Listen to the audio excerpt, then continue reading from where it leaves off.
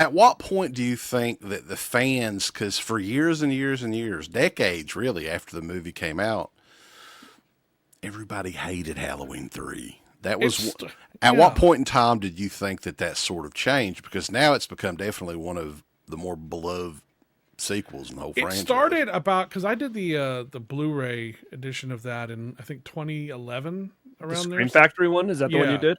I yeah. I think that was the exact turning point, in my I opinion. it That came that about switched. 5 years before that. I would say because they started getting some screenings and some more attention. But yeah, I think the Blu-ray certainly helped kind of up the. Well, the documentary, if I remember correctly, they were talking about how much it was hated still, right? On the documentary. Yeah, I mean, it was to some degree. I mean, certainly more now. I mean, I think certainly in the past 10 years, there has been much more of a kind of okay, yeah, it doesn't have Michael Myers in it. We're over that. Now they're kind of just judging it on its own merits.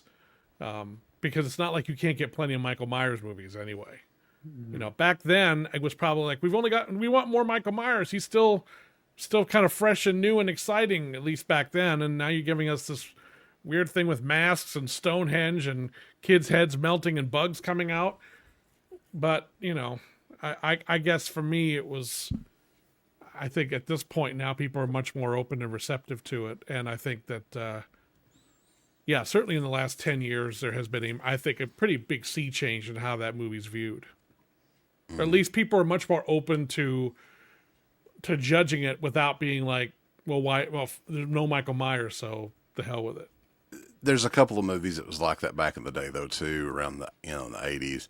Texas Chainsaw 2 was another one Oh that's yeah, that pretty was much one. hated when it came out. Friday the 13th Part 5 is still, I think, kind of hated. Day Pretty of the Dead was hardcore. not as well loved as it is now. I mean, there's a lot of films that you know.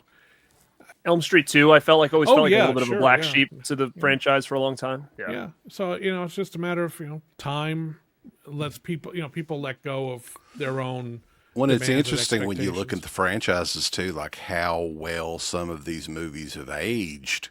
Like fine wine, and some of them have aged like freaking milk or whatever, you Yeah. know. Yeah. Crazy Fat Ethel's finally getting its due. All Hmm. right. King This has Frat. gone off the rails already. So,